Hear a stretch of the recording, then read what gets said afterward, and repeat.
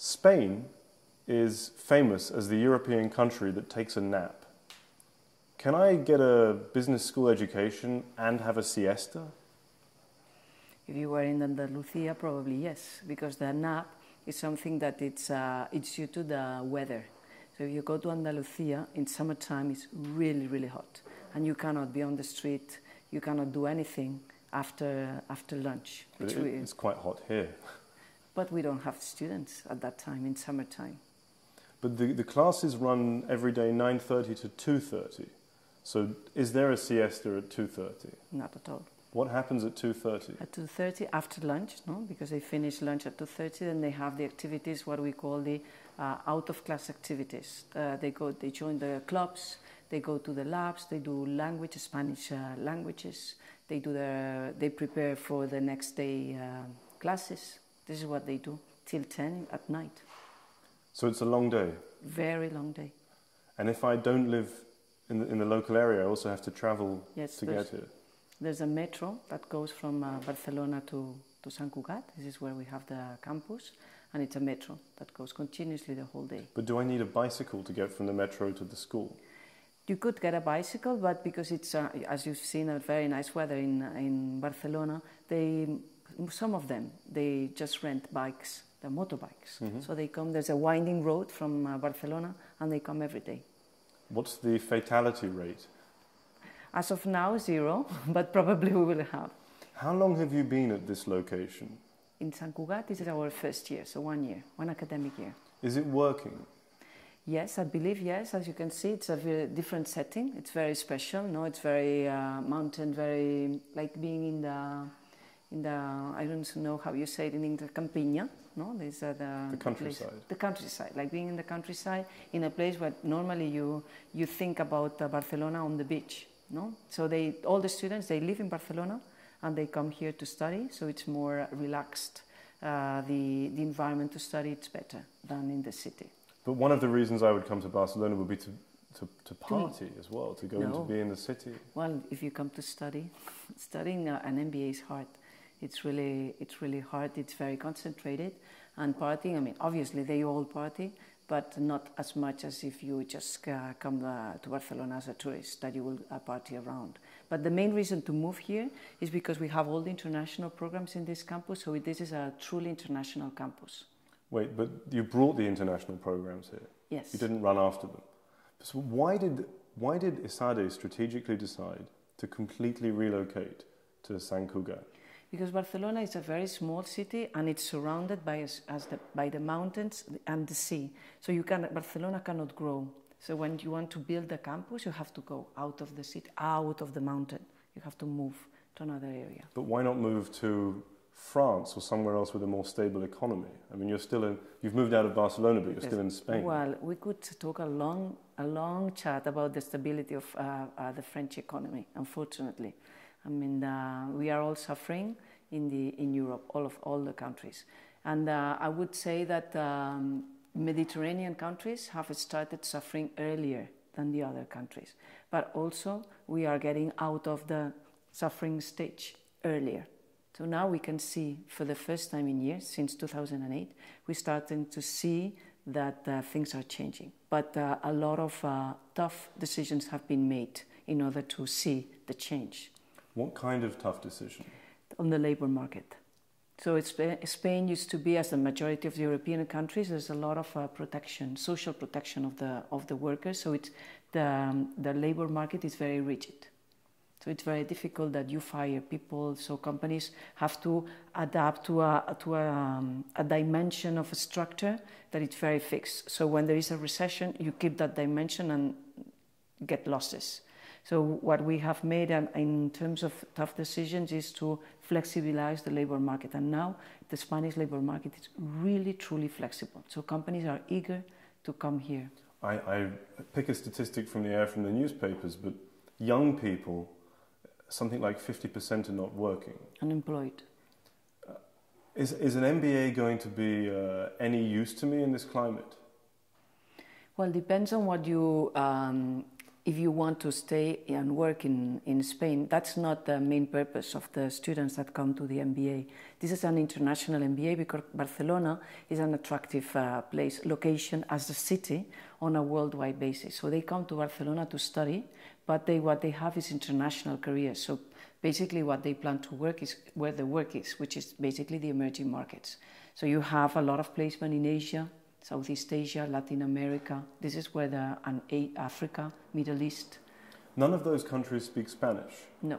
So why would I come and do an MBA in a Spanish-speaking country when I won't take that Spanish with me to the next job in the emerging market? Well, that's my opinion, and what we have seen talking to students and recruiters is what we have is an international MBA, so it's entirely taught in English. So we have also, Barcelona has the capacity to attract people from all over the world, so we also have a multicultural MBA. So this is what they look in terms of assets, the capacity to deal with different culture, because when they work and go and work to their own countries or elsewhere in the world, they will be dealing with different multicultural people. So we have developed that competency of being able to adapt and understand different cultures. And the Spanish, it's not the second because of the Mandarin, but it's the third most spoken language in the world. So that's an asset to come to here, to have an MBA in English, multicultural, and also have the capacity to learn Spanish. But it's only, it's an asset if I deploy it as an asset. If I learn Spanish, and it's a leisure thing, it's a nice language, it sounds pretty, but if I'm going to the emerging markets, if I'm going to China, it's really not that useful to speak Spanish. Well, it would be if you use it as the bridge for the Chinese companies to work with Latin American countries. Will my accent that I pick up in Barcelona be strange in Latin America? No. No, it's like the neutral English, no? It's like we have a neutral language. And Catalan, is that any use outside of Catalonia? I don't believe so. Because I'm Catalan, and I speak Catalan, and I speak Catalan to my children, and I'm really proud and happy to have that different language. But it's just family and region, it's not for businesses. ESADE left the center of Barcelona to come to this Creapolis. ESA has stayed in Barcelona. Clearly they think differently about where the future of Spain lies. Well, we believe this is just 10 minutes from Barcelona city. So we believe is that we have not gone out of Barcelona. So we moved because of Creapolis. Creapolis, as you have seen, this is a place, this is the only MBA in Europe at least, where students can share the same facilities with companies, and companies that are startup and high growth companies, which are the companies of the future. So we believe that was an added value, that only the balanced was to take a metro to come here for 10 minutes. So we believe that was worth it. Do I need an MBA to work in a startup? You don't. It's like we say, it's necessary, but it's not sufficient. That's unfortunately, this is what it has ended up being an MBA. The startups, what they have is they have chances of being successful or not. You never know. If you hire MBAs or if you have an MBA, you are more prepared, so you can improve and increase the chances of being successful. But it's not sufficient. It will cost me more as a business to hire an MBA graduate. The MBA graduate will expect a higher salary. Can startups really pay MBA salaries? No, not at all. And I believe that is changing. That is changing is because that is absolutely true what you say for the traditional placement. That is investment banking, consulting, rotational programs within industry, that they really pay that because they want that type of talent. Startups, as a definition, they don't have cash at the beginning. So you as an MBA, what you are doing is you are betting on a future. Is that now the pillar is I have less money now, but I will have more in the future. So it's a different proposition. It's like investing. I'm a finance, so it's like investing in a mature company, no? That you get the value, the dividends, or investing in a growing company that you don't get as much now, but you are betting on the future that you will get much more. So it's the same for placement. in MBAs. This is what we call the traditional placement, and startups and high growth companies will be the non-traditional placement. But it's a double risk because I'm going to lose a year of my working life to study the MBA full time. I'm going to pay almost 60,000 euros, and then I'm going to work in a startup and I'm going to get paid less than I'm worth because it's a startup. So do I need to have a lot of money before I go on this path? Well, you have to plan it financially. There are financial instruments that help you, such as loans, where you don't have to repay it immediately after you finish your MBA. You have a certain period to repay it. I mean, you have to plan it. But we're talking about, I mean, if I want to start a family, for example, surely it would be attractive to get a placement in one of those traditional investment banking type programs where I'm guaranteed a certain high salary. That's a matter of risk. It's a personality, whether you're risk averse or risk lover. If you take more risk, you have more chances to obtain more return. If you take less risk, you have less chances. So it's just a matter of personality. But there's being risky and there's being stupid. And to spend 60,000 euros and then work in startups, I can't imagine what financial instrument I'd have to get my hands on to have that 120,000 euros for the next couple of years. Well, as I mentioned, it's a matter of planning. If you really believe that this is what you want to do, you start planning in advance. And you just save the money in advance. There are people that are very focused, and general MBAs are really focused. They know that they want to do the MBA really early in their careers. But if I was thinking about a loan of 100,000 euros for the next 2 years, and I'm an entrepreneur, I could either do the MBA and then start, but why not put the whole lot now and start my business? Yeah, that's an opportunity. I mean, we could think of you starting your own company or you as an MBA working for a startup, right? So those are the two different dimensions. So the dimension you're talking about is you starting your company. Obviously, if you believe in your company, you don't need the MBA, and if you believe in your idea and you're passionate about and you want to start it, there are a lot of companies that have started with college people. They don't have MBAs. I think what would help me understand is, it sounds like there's an emerging profile, a new kind of MBA graduate who doesn't just slot into the big four and the consulting firms, but going into startups is a bit vague as well. Could you give me a profile of the sort of student that might take that path you described? I've been involved in the MBA world for now it's like 13 or 14 years. And it's like, this analogy of the frog, that when you put it in the water and then you just increase the temperature, the frog dies. But if you put the frog in a boiling water, it jumps. It's the same. Is this a Spanish delicacy? I don't know. Yes, but the legs of the frog, not the... That's French, no? Not here too? Okay. So that's what we've seen is there's the generations that have been studying MBAs have changed little by little by little by little. And as of now, we have the millennials.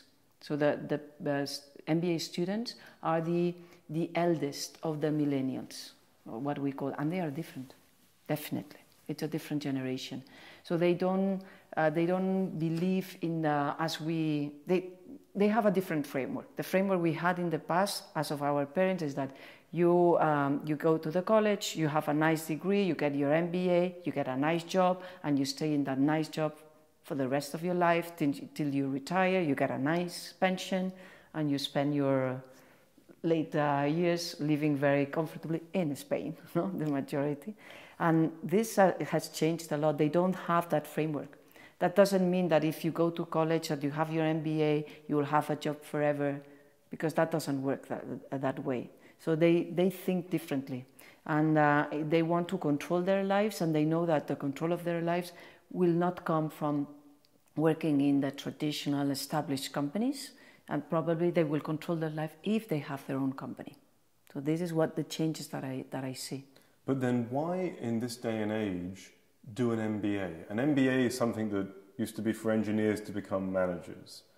And an MBA more recently has been something that gets you into the big bank or big consulting firm. It's a career change technique. But why do an MBA in a world that's so chaotic?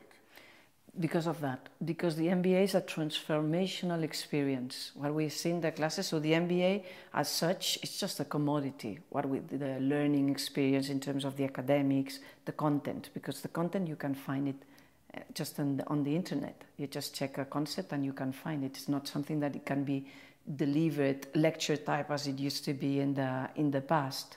So the transformational experience is the fact that you are joining and sharing a very important year or year and a half of your life when you are 28, 29. It's an inflection point. And you are sharing this very important year in very concentrated, lot of hours, as we mentioned before, with people like you. So that transforms, and its inflection point is that maybe you would like to start up your own company, but you don't have the guts to do it. But if you are with a pool of people that think like you, that are boiling and have energy and they want to change the world and they want to change their career, you have more possibilities of changing it. So that's a transformation part of the MBA as opposed as to the past. Is it not the blind leading the blind? All of these 28, 29-year-olds who are frustrated, who want to do something different, all networking with each other, but none of them knows where they're going. Where do they go? I mean, where's the guarantee it will get me somewhere? Well, one of the competencies that they have for sure, because we check it, I mean, here and in any MBA, is leadership. This is one of the competencies they have. The people that they do the MBAs, is they want to lead, they want to influence. So it's not that they are just there to try to figure out what to do with their lives. Is they want to take the lead of their lives and the companies, organizations, communities, anything that they want to be involved in. Does that mean someone who wants to be a leader is normally an egomaniac, a demagogue? Well, that's a type of leader, no? That will be very outdated, I would say. The leader of the future is not like that. It's more collaborative, looking into the alliances, the network. And as you see, these millennials, they share their information, they share their lives, and they generate a lot of alliances among themselves in order to obtain the results. And it's a different type of leader. On the prospectus for ESADE, there's something about leaderless teams. When you're in the MBA, there are leaderless teams. What does that mean? Well, we believe in the team workers. So in order to generate that, develop that competency, being able to work within teams, sharing the same objective, and within multicultural teams. So from different places that have different value systems. So it's difficult to adapt and to obtain the results with efficiency. So the leaderless means that we do not assign a leader from the program, as you have it in other schools, basically that they use the case method. They pre-assigned a leader. So you are assigned the leader of your team. We don't. We believe that the leader has to come naturally. And it can come naturally in the different disciplines. So if you could be the leader of the marketing project, but you are probably not going to be the leader in the finance project. Are the leaders more often men or women?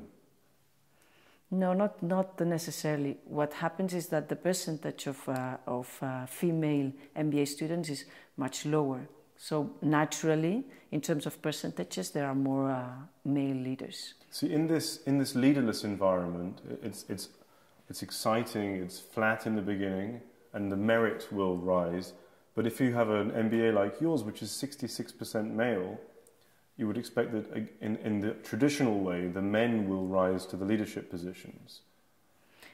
On a percentage basis, they will. And do they in this course? Yes, on a percentage basis, but the female also take the lead.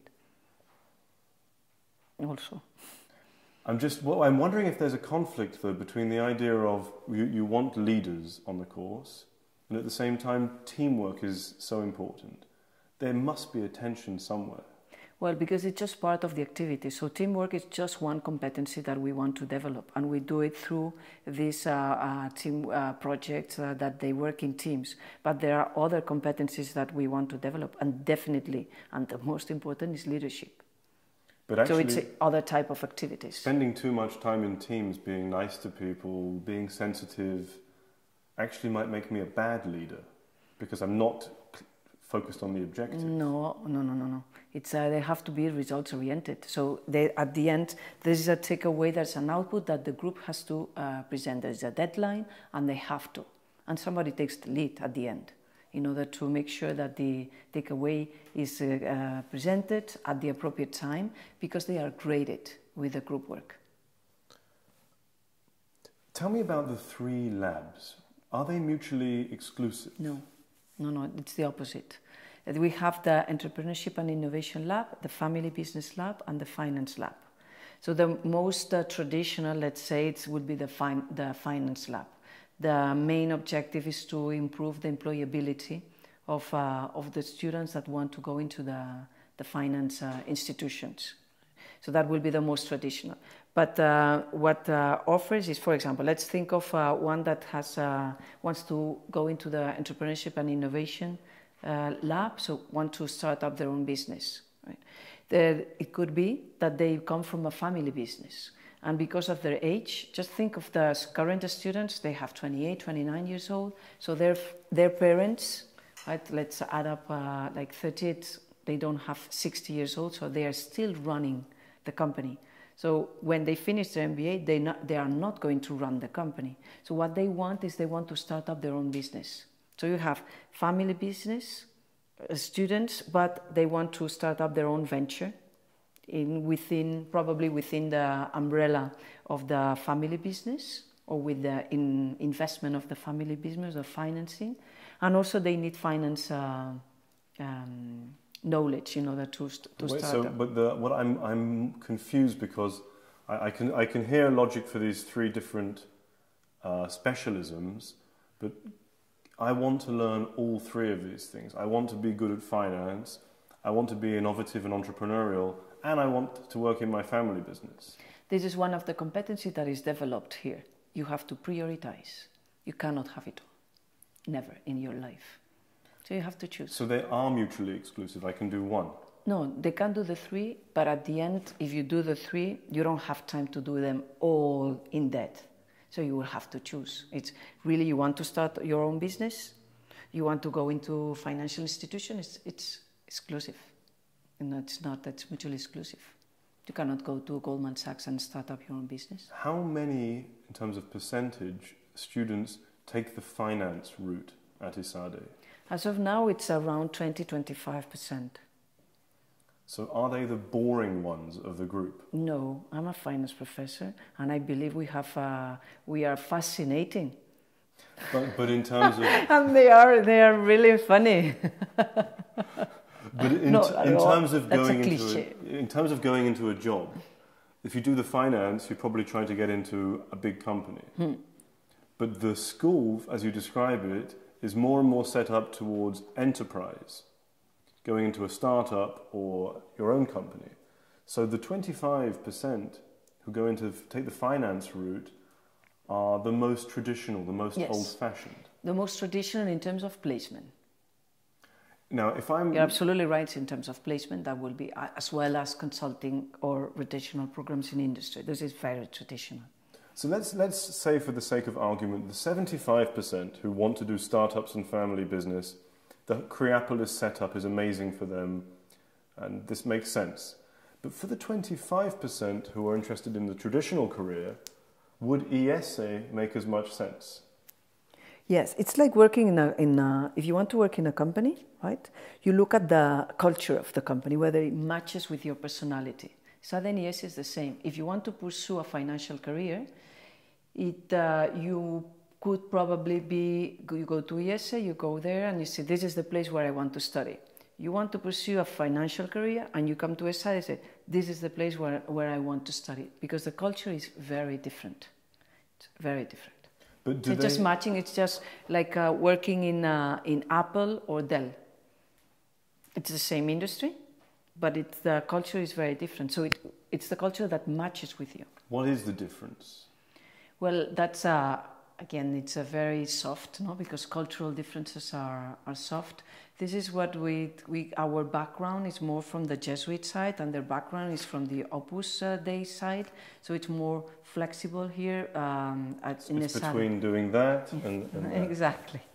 So it's more flexible, more looking for your own interests individually. So there are more an individual as part of the community.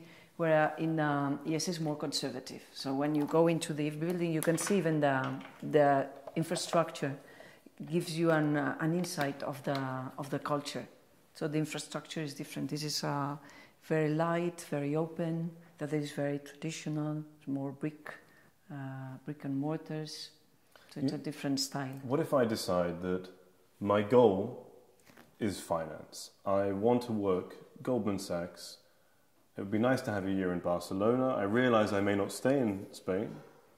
You mentioned the economy is having a bit of a... No, probably Goldman Sachs will hire you to work in London or New York or Zurich. Those are the financial centers that they hire. So I want to work at Goldman Sachs in a year and a half's time. And I have two options in Barcelona. I have ESADE and ESADE. And I don't really care about the architecture. I just want to go to the best place so I can go to Goldman Sachs. Where should I go? But you care about the year you're going to spend and the people you're going to, that will be your network, and a very important network. And the type of people are different. Well, actually, that will be your decision, will be in whether it matches with you and your personality. What kind of finance person or finance orientated person would want the ESADE network and not the ESE network? Just as I mentioned, it's personalities. It's very difficult. So it's people that are more easygoing, I would say, more flexible, that probably have more a commercial side rather than a technical side, more dealing with people. I'm thinking in terms, thinking neutrally, that if I go to ESE, more of my peers will have similar sorts of, will be in the other institutions and big brands. No, institutions are the same because they come to both places. So it's not that we access to a different type of institutions. So the same bankers that go and hire at ESE, they come and hire at ESADE. The question is, given that so many schools have an MBA, how has ESADE managed to get into and stay in the global rankings? This is the differentiation factor, as I mentioned, is the way we do it. It's because we are flexible, we are more adaptable, we are more diverse, and this is where the world is going. But all of those things are things that everybody says, but the difference is that you're high in the ranking. Why? Well, we all think no, that you always have, you want to have that tagline, no, that really differentiates you very easily and fast, and we are all looking like the madmen. It's toasted, no? Looking for that. It's we are looking for it, and at the end we all have the same wording, no? The global leaders, the inspiring futures, and at the end, because it's such a program that you as a candidate, you have to invest so much time and money. It ends up being like a personal program. So you come, we do a lot of, all the schools, we do a lot of interviews and open days that you come here, you visit the school, you talk to the current students, you talk to the alums, and it ends up being something that fits with what you want. And I'm not saying to you that's the fit. It has to be a natural fit, and it matches. And there are people that like ESADE on a global basis. There's our style, our way of doing it, always being innovative, such as moving here. I mean, it was tough because it was much easier to stay in Barcelona. But it's being like the traditional MBA in a traditional building, doing the same things. And if you do the same things as you've done it in the past, you are not going to obtain different results. So we thought we have to break that. So we moved to, because the MBA by definition is applied knowledge. So say, if we want to show the world that we are applying, let's move to a place where we have companies. Right? That will be the differentiation factor. It's not that we we are transforming the people that they set up their own companies. It's because it's an applied knowledge. Let's do it in a lab where you have companies, where you can do your projects with the companies, not with cases, not with simulations, but with existing companies. And the companies in Creapolis let your students come and interfere with them? They are excited. So we have organized, what we do is that they have challenges, and they work with that challenge with a group of students as if it was a consulting project. So is it free for the local company? Yes, absolutely. And the students, what they receive is academic credits. It's convenient because it's in the same building. And is this something other schools do? No, not in the same building, sharing. I mean, the schools do, they are consulting projects, but it's from a logistic perspective, it's difficult. But here, I mean, it's just they have coffee together, they are in the same place. And ESADE must have taken quite a risk in this change of strategy. And it's quite early to tell if it worked. How will you check or measure if the strategy succeeded?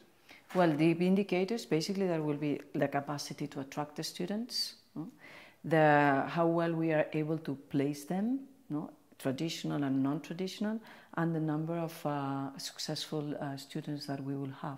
And by success, we look at it from a more integrative perspective than rather the salary. That I believe that just looking at success and just measuring the success by the salary that you get, it's very naive in the world that we are living and the type of people. I mean, it's not everything is money. Money is important, but there are other things that also apply. So by successful, we believe is that having the capacity to be able to have a good life, as well as be happy with the project they have started. That's what we believe by successful. But it is, you're a finance professor, so you deal with investments. It is still a nerve-making thing. It's nervous that I'm going to invest a lot of money, and it's not about salary in the end. I'm going to invest money, I'm going to invest time, and I'm hearing that salary is not important. It's not only about salary. I wouldn't say it's not important, because you have to repay a loan, you've made an investment, and there has to be a financial return, obviously. But it's not only financial return. So it's that, like in finance, we are moving from the way we look at companies just from a financial perspective, financial indicators, and then now you have the integrative way of looking at companies. There are many things that you have to look at companies. Same for us as individuals. It's not only the finance, no? There will be other pillars of your life that are going to be important to you. There will be, and I'm 28 or 29 applying for the program, and I'm doing an MBA because I want to succeed, and succeed basically means to make money. The family will come later, and there will be more important things. But at this moment that someone comes to the MBA, surely money has to be one of the most important things. Yes, it is. That's why it's the most important pillar. That's why we have a career service. And it's as important as a program service. The career people, the number of people that we have, and the amount of time that we devote to that, it's truly important, because it's the variable that determines the decision, obviously. It's a huge investment. The course can take 12 months, 15 months, or 18 months. Why would anybody, a serious business person, want to spend more time in the class? Because they enjoy it. Once they are here, they want to live the experience, because it's the experience part. And they know that once they will finish the MBA, I mean, what other programs can you study after an MBA? PhD? Just the PhD, but it's to go into the academic arena. It's a 4-year program, so it's a different style, no? And so that will be the end. So they know that probably it doesn't matter whether they go back to the labor market 3 months or 6 months later. So it's an extended vacation? Vacation, from a labor perspective, I would say it's an extended educational experience, not a vacation. Does it cost more? No. It's just the opportunity cost. And how do I, so if I do the 18 months... You get it all. You can go on exchange, you can do your internship, you can do it all. If you take it 15 months, you can either do the internship or go on exchange. You cannot have it all. And 12 months, just the academic program. Why would somebody just do the 12-month program? Normally it's company-sponsored, or they want to start up their own company, or some of them, they come from family business and they have to go back. So that's the only reason why. So your preference is to study for longer? Yes, it's 50-50 between 15 and 18 months. And the preferences. And what do people actually do? 50-50. Does anyone do the 12 months? 12 months, it's, we have normally 10% max. And that's people sponsored by their companies mostly. And what's the difference between 15 and 18 months? It's in the 18 you can go on exchange as well as do an internship in summer, both. I'm just getting a profile, and I mean, I need 60,000 euros to do this as well as I can. I need 18 months. I need living costs in all of that period of time, plus pleasures and luxuries that I might want from time to time. How much money would you say I should set aside before starting at ESADE? I would say 100,000. And? Euros. Euros. When, typically, am I likely to make that back? Well, if we look at the indicators, no, that, for example, Financial Times, you get the average salary 3 years later is around $130,000. So it would take me still quite a while to pay back. It's a long-term investment, absolutely. Would you do an MBA? I have an MBA, and I would do it, definitely. Definitely. And how did it help you? In my case, I was able to change my career. I was from marketing and I moved into finance. And you stayed and did the PhD? Yes, because I need it for if you are in the academic world, it's a requirement. And so did you not need to pay back the MBA investment? Well, you pay it with your work. But it takes a lot longer on the academic track. Yeah. Is there anything else you want to say about the period of time? Well, it's just the advantage that we said from our side is that you don't know how long you would like to have your MBA. So what we offer, that the flexibility side, our students say, you don't have to choose before you buy it. Because when you purchase an MBA, it depends on the length of the school. Some schools in Europe, in the States, it's more standardized. It's a 2-year program. But in Europe, we have schools that offer a 13-month, 15-month, 14-month, 16-month, 18-month. So you have all type of durations in the European arena. In our case, you don't have to choose before you start. You can choose around May of the first year. That you have started, now you know better what an MBA is, how your life looks like, and then you decide whether you want to do it in 12, 15 or 18 months. Typically, what changes? What do you mean why? Somebody comes with plan A and they end up doing plan X. Whether they find an internship or not, that's one possibility. The other is whether once they are here, if they come with families that they want to stay more time here, or they have to advance, to go back to their countries. So just personal decisions at the end. I want an impact scholarship. Please, can I have one? You will have to fight for it. You have to prove and show us that you really want to make an impact. I really want to make an impact. On what? Stuff. What do you mean by stuff? Big stuff. Big stuff. You have to be more specific. The universe. More specific. Alpha Centauri. Make the world a happy place for all the people.